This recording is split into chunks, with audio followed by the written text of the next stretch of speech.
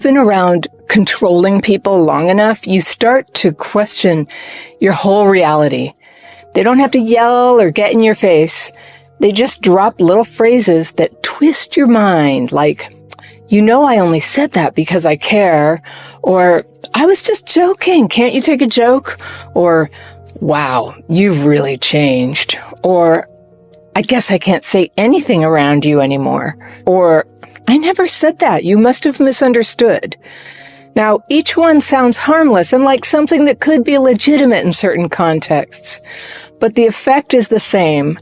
When someone's controlling you, they say these little things and your mind freezes and you start defending yourself instead of seeing what just happened. Now, if you grew up around criticism, silence, or chaos, your nervous system learned to scan for danger in people's moods. So when someone twists words or shrugs off your feelings, you doubt yourself. Instead of doubting them, you just always think, what did I just do? There's an element of confusion that's introduced into your thinking out of nowhere. They don't need to control you with force. They just need you to be uncertain like that. And every time you try to explain what happened, they act calm, which makes you look like the unstable one, right? And that's how smart, capable people end up walking on eggshells in their own homes and families and jobs. So I had this female friend for several years who I thought of as one of my my best friend, really. And she was super duper nice. She had a sweet voice. She always was like meek and harmless, and she always needed things though. She was always sort of playing the role of the humble, compassionate person who needs stuff. And when I look back, it was like I was under a spell. I was always doing things for her, giving her money, helping her move, helping her when she was sick, letting her persuade me to have events at my house because she wanted me to, which I did, and then taking her calls, lots and lots of calls for support. And there was this one week where, to this day, I have no idea what happened, but she started acting weird. We had a series of conversations over a few weeks, and each one left me both confused, really confused. I couldn't understand why she was having all this drama with me. She couldn't explain. And it also left me in tears. Like 3 times in a few weeks, I was crying because of a friend. And I couldn't understand, what is wrong? What's going on? Why the anger? And back then, I didn't have my friendship gut check system to just go, well, it makes me cry every time we talk, and I have no idea what this is about, and she won't tell me. This is not a friend. So back then, I just kept trying with her to talk and find out what's going on. What did I do? And I asked her, is it just me, or are you trying to end this friendship?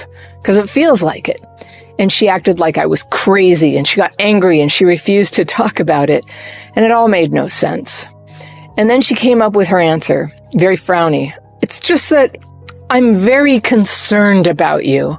And I was like, concerned about what? And she said she couldn't explain. Don't ask her anymore. And then a day later, she texted me that she needed a break from me. So I thought for a long time, I just must have done something so wrong, and I must be so bad that I don't even know what I did wrong, which is something that was just like a thing I used to do. I used to hang out with people who were not fair or honest or straightforward, and end up with this whole self-damnation thing going on all the time. It was very sad. Some of you will have been on my calls in the early days of Crappy Childhood Fairy when I said, I always have fear no one likes me. And it was because of this person. I was very haunted by this for a while. It took me a while before I got answers. So yeah, it really did a number on me for a while. But someone being simultaneously silent and cruel and saying they are concerned, can I just tell you, it's not concern, it's control. They're controlling the narrative for themselves. And I cared for her all the time in the early years. And I just realized I was also being controlled. It was a manipulation. It was all one way. And I mean, granted, I let it happen. I was under the spell. But this silence plus anger equals saying, I'm hurting you because I'm concerned? No. Like it was for my own good? No. This is a sign that someone is up to something, and it's not concern. So years of friendship ended in cold silence. It took a while to see. This had nothing to do with me. And information I learned later made this clear. It really did have nothing to do with me. But this person's way of manipulating was to be nice, to be thought of as compassionate and caring and concerned. And she believed she was nice. Whatever she needed to communicate with me, I don't think she could reconcile the unkindness of it with her self-perception, of being such a nice person. So if people hurt you, but confuse you because what they say doesn't match reality. This happens all the time in romantic relationships. People are like, I'm confused. And from the outside, it's not confusing. You can always see from the outside, or let's say you can easily see from the outside, if not always, that the person is messing with them. So if they confuse you, but what they say doesn't match reality, it's control. And it's just time to get out of there. Control often hides behind reasonableness. It sounds calm, measured, helpful. And when someone says, I think you're reading too much into that, or they say, I just want you to be realistic, you know what's coming, right? And you're being emotional. What they're really doing is shifting the spotlight off their behavior and onto your reaction. These phrases work because they hit old wounds. The times you were told your feelings were too much, your needs are too picky, your truth is just too dramatic. It's not logic, it's dominance disguised as balance. And when you swallow that, you start doubting your own perception, which you gladly do just to keep people from leaving your life. That's an old wound of fear of abandonment. This is a sign of a connection wound, by the way. And if you think early trauma in your life hurt your ability to form healthy connections, I want to give you this list of signs that can indicate that that is what's happening. It's called the Connection Quiz. It's a free download, and I'll put it in the top line of the description section below this so you can get your own copy of it. So what can you do to heal this tendency to doubt yourself when someone is being controlling? So step 1, notice when you start explaining yourself. If you hear yourself giving long speeches to prove you're not crazy, stop mid-sentence. Control feeds on your need to be understood. When you just don't do it, when you get silent, it breaks the spell. Step 2, write down what was actually said. Put the words on paper exactly. Then later you can see the pattern, the half apology, the fake wise sayings like, well, it is what it is, or everything happens for a reason, or you just need to live in the moment, or maybe this is the universe testing you.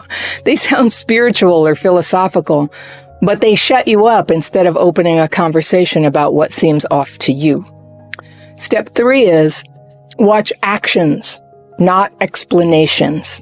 When someone keeps hurting you and then explains it away, believe the behavior, not the speech. If they forget promises or mock your boundaries or punish you for having feelings, that is the information you need. Words are the mask, behavior is the truth.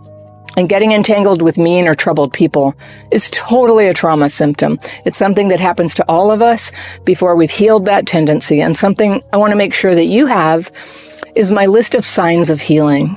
It's a free download that lists a series of signs that I love to share because you're going to recognize that you're already getting stronger. And it gives you a vision of ways that you're ready to heal next.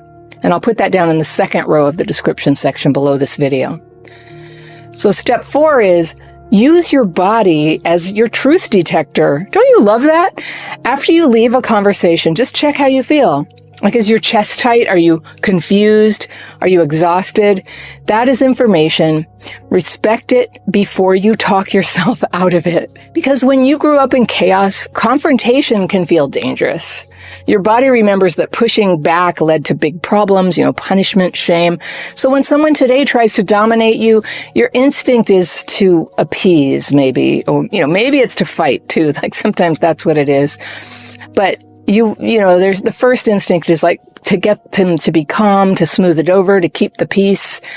And that is old conditioning doing its job, just trying to keep you safe in the past, even when it harms you now when you're actually doing that. The work is not to fight harder, it's to see more clearly. To remember, you're not a child anymore. You don't have to abandon yourself to keep people in your life. Being clear is not coldness. You can stay kind without surrendering reality. You can listen without agreeing. You can care about someone and still refuse to participate in their BS. So each time you stop explaining, stop apologizing, stop clinging, and just let silence do the work, okay, you get to experience something new. That peace is allowed to come from boundaries, not submission. So next time you hear, hey, I was only kidding, don't make it weird, or you're remembering it wrong, or I guess I'm the bad guy now, well, don't argue, don't explain, just note it. Those are levers of control, and you don't have to be controlled anymore. It doesn't matter what their excuse is. You can just walk away out of the fog and into your freedom.